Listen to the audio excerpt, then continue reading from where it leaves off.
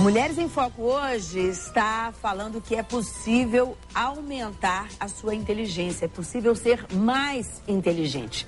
E quem está contando isso aqui pra gente hoje é a pedagoga e mestre em psicologia, Sandra Rezende Garcia, que conheceu essa experiência em Israel. Primeiramente, como você estava contando pra gente aqui no Brasil, estudando, você conheceu essa personalidade do Feinstein, que morava e ainda mora em Israel. E aí, então, depois de conhecer essa técnica aqui e tal, você acabou, então... E antes disso, teve também a questão de você aprender, ter o conhecimento de um grupo do Laboratório da Mente, também baseado em Israel, que utilizava jogos na educação das crianças. Isso. E aí você não aguentou, foi para Israel. E aí, Luciana, o que aconteceu? Eles têm lá um projeto super interessante com jogos de tabuleiro, que eu vou te mostrar daqui a pouco. E aí eu fui, me apropriei, li muito e falei, bom, temos que levar para o Brasil, mas não podemos levar coisas que a gente vê de fora diretamente para uma cultura como a nossa. E aí burilamos todo esse projeto, estudamos muitos jogos e hoje organizamos isso para as escolas, para entrar dentro do currículo da escola com uma aula uma vez por semana. E a gente já tem... essa aula tem nome? A gente chama da aula Mente Inovadora. Que é o projeto nosso que, assim, é bem sugestivo, né? Mente Inovadora no Brasil, mostrando a possibilidade dessa ampliação da mente, da ampliação da inteligência. Visitamos as escolas, fizemos projetos pilotos já em 2006, com resultados, assim, maravilhosos. Vocês estão hoje, inclusive, essa metodologia já faz parte do currículo de alguns colégios importantes de São Paulo, principalmente, né? Principalmente, Luciana, a gente já tem alguns colégios importantes, já estamos na prefeitura. Ah, já? Já. Na rede municipal? Na rede municipal de uma escola do interior de São Paulo, uma cidadezinha de 2 córregos, com uma perspectiva de ampliação para a rede municipal de outros estados. Estou acabando de voltar lá do Paraná também agora. Isso está me deixando muito feliz, porque os professores queriam. É uma coisa assim, parece que tinha alguma coisa que eles gostavam, não sabiam como, por quê? O que é isso, Luciana? A aula de jogo, na verdade, a gente trabalha com as habilidades e as competências. E o recurso que a gente usa são jogos de tabuleiro. Esse aqui, jogo, por exemplo, posso te mostrar à vontade, por favor, eu trouxe vários, mas esse jogo, os meus companheiros de trabalho vão dizer, ela tinha que falar do Corridor, porque eu amo esse jogo. Corridor? Corridor.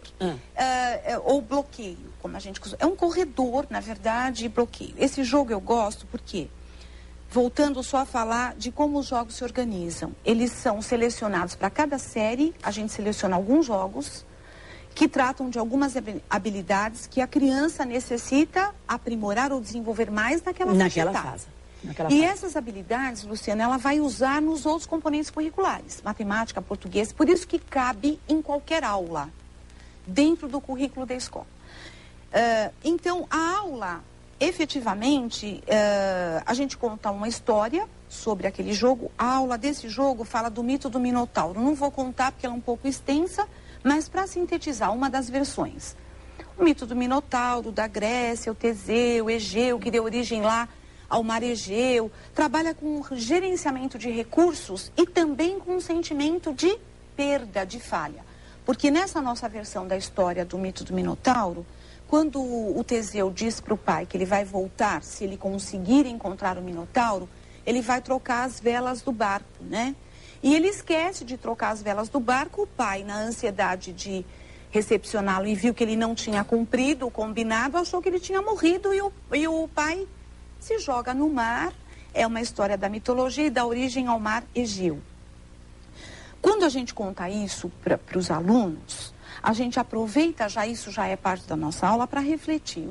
O que tinha sido combinado, o que não foi cumprido, daí os valores éticos e as habilidades que a gente fala. Habilidades éticas, habilidades... Então, a gente já aproveita a nossa aula, já na contextualização, já dá o significado para o jogo e já vai trabalhando com essas outras habilidades. E aí tem uma discussão enorme. Ele podia ter esperado também ele chegar, né, professora? Claro, cada um dá seu palpite. E aí discute-se sobre isso. O jogo... As regras desse jogo, Luciana, eu tenho aqui as minhas barreirinhas, os meus bloqueios e você tem as suas. O objetivo do jogo, eu preciso chegar aqui, nesta linha, nessa sua primeira linha, e você aqui na minha. Movimentação desse jogo. Ou nós caminhamos, ou nós colocamos uma barreirinha. Se eu coloco a barreira, impedindo você de caminhar, você não pode saltar essa barreira, você tem que desviar. E aí a gente vai caminhando, o seu objetivo é chegar aqui e o meu é lá. Não sei se vai dar tempo da gente jogar. Acho que não, infelizmente. Mas, então, sintetizando, o que esse jogo trabalha? Eu tenho que chegar até lá, você até aqui, eu vou usar barreiras para te impedir de caminhar, você a mim, só que essas barreiras que eu vou usar para te impedir de caminhar também vão ser barreiras para mim daqui a pouco, que eu vou ter que transpor. As que vão te atrapalhar em princípio podem me atrapalhar depois também. Então eu tenho que pensar lá na frente. Exatamente. Então a gente já vai pensar. Isso, o mediador, o professor que é capacitado para dar essa aula, ele já vai fazendo perguntas e a criança já vai pensando nas perguntas. Ele já vai descobrindo como é que ele pensa. E a partir daí ele vai fazendo uma metacognição, que é o grande sonho da educação. A gente quer que as crianças aprendam a pensar. E o professor vai perguntando, Luciana, por que você, ao invés de caminhar, você colocou a barreira? E aí você vai explicitar o que você está pensando. Qual foi o raciocínio seu? Qual foi o seu raciocínio? Como na metodologia a gente usa os jogos em duplas ou em quartetos, eu aprendo com você, você aprende comigo. Se a gente vai falar para educador, é a mediação em pares de Vygotsky, que é um grande inspirador da educação. O outro colaborador do seu livro. O outro colaborador do meu livro. É o trabalho em equipe. Como é que eu aprendo a trabalhar em equipe? Claro, porque também é interessante, porque você daí vai conhecer também a outra maneira de pensar. Exato. Outra maneira de raciocinar. Isso. E você vai aprendendo. Ao jogar, Luciana, eu tenho que lidar com uma série de... Eu tenho que aprender a perder, aprender a ganhar, lidar com o outro. Porque não é fácil jogar, nós duas vamos jogar com duas pessoas. Temos que conversar sobre isso, qual é a jogada, qual é a melhor jogada.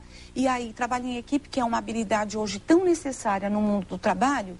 Quando é que, na escola, e pela minha experiência, a gente foca no desenvolvimento dessa habilidade? O trabalho em equipe, ele é um recurso, muitas vezes, usado em alguns componentes curriculares de algumas escolas. Tal. Exatamente. Mas não como foco. Para você fazer uma análise... Bom, o que se precisa, então, para trabalhar em equipe? É a liderança, é o respeito ao outro, é saber lidar.